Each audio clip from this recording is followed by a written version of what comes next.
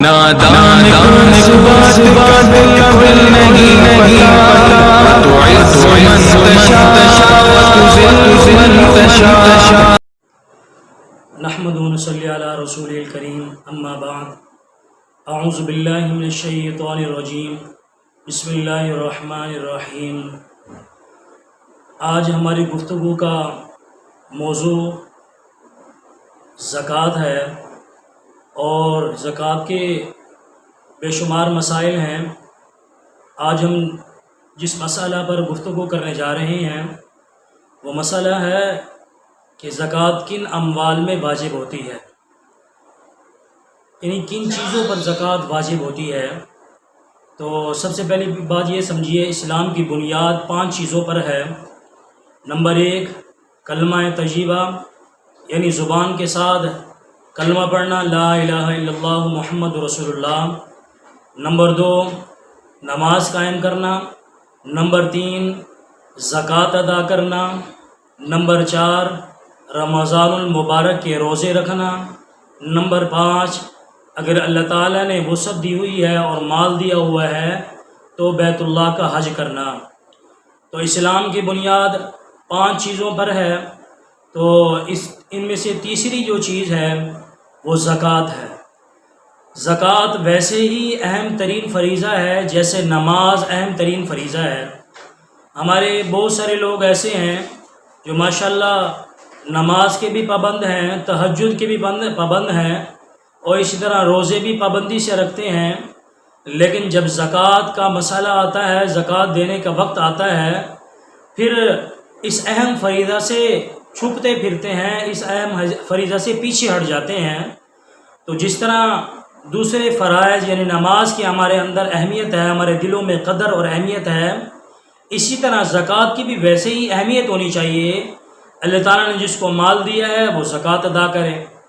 پھر اللہ تعالیٰ یہ نہیں کہتے کہ جو کچھ دیا ہوا ہے سارا میرے راستے میں خرچ کر دو، بلکہ اللہ تعالیٰ نے اس کی حد ایک مقرر فرمائی ہے، ایک تعیین کر دی ہے، اور پھر ایسا نہیں ہے کہ آ جائے فوراً ہی زکوٰۃ واجب ہو جائے، بلکہ اللہ تعالیٰ نے اس کے وجوب کے لیے بھی شرائط رکھ دی ہیں کہ اتنا مال ہو اور اتنا عرصہ تمہارے پاس پڑا رہے پھر زکوٰۃ فرض ہوگی۔ تو بہرحال آج ہماری گفتگو کا مقصد جو ہے وہ چیزیں بیان کرنا ہے جن کے اندر زکوٰۃ واجب ہوتی ہے۔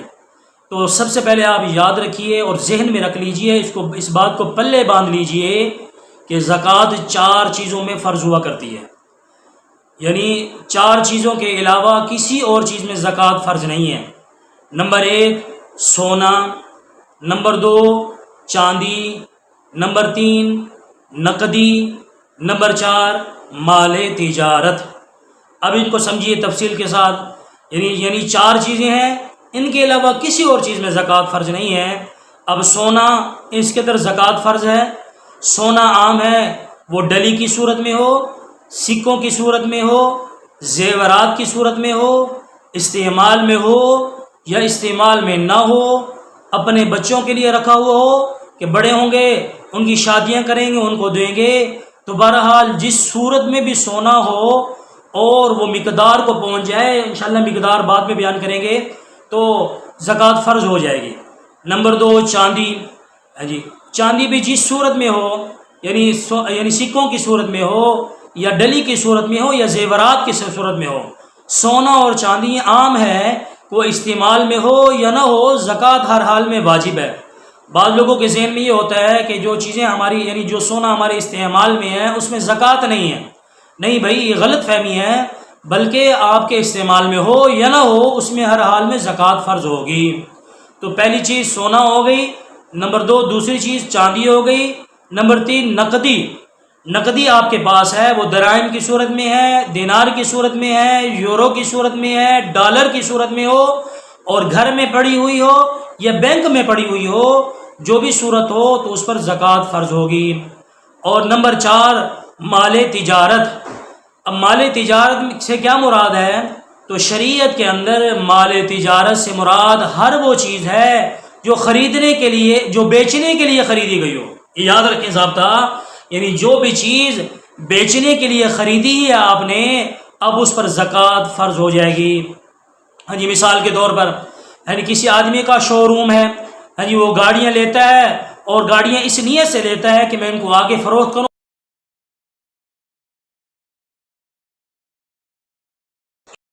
اسی طرح کوئی آدمی کوٹھیاں خرید رہا ہے اور کوٹھیوں پر کوٹھیاں خریدتا آ رہا ہے اور اس کی غرض یہ ہے کہ میں ان کو بیچ کر نفع کماؤں گا، تو جناب والا ان تمام کوٹھیوں پر اب زکوٰۃ واجب ہوگی، کیونکہ اب یہ مال تجارت کی صورت میں آ گئے. لیکن اگر کسی آدمی کی کوٹھیاں ہیں بے شمار اور وہ ساری کی ساری کوٹھیاں اس نے کرائے پر دی ہوئی ہیں، وہ اس لیے وہ کوٹھیاں اس لیے نہیں رکھی کہ میں ان کو بیچوں گا اور نفع کماؤں گا، تو اب ان کوٹھیوں پر کوئی زکوٰۃ نہیں آئے گی. اور جو ہے ہاں ان سے جو نفع حاصل ہو رہا ہے اس پر زکوٰۃ آئے گی، اور جب وہ 52.5 تولے چاندی کی قیمت کو پہنچ جائے گا. تو بہرحال آج ہماری گفتگو کا جو مقصود تھا اس کا خلاصہ یہ ہے کہ 4 چیزوں پر صرف زکوٰۃ آیا کرتی ہے. نمبر 1 سونا، نمبر 2 چاندی، نمبر 3 نقدی، نمبر 4 مال تجارت، اور اس کے علاوہ کسی اور چیز پر زکوٰۃ فرض نہیں ہوگی. تو انشاءاللہ آگے آنے والی ویڈیو میں انشاءاللہ یہ بیان کریں گے یہ سونا، چاندی، نقدی اور مال تجارت کتنی مقدار میں ہوں تو زکوٰۃ واجب ہوگی. اللہ تعالیٰ مجھے اور آپ کو عمل کرنے کی توفیق عطا فرمائے.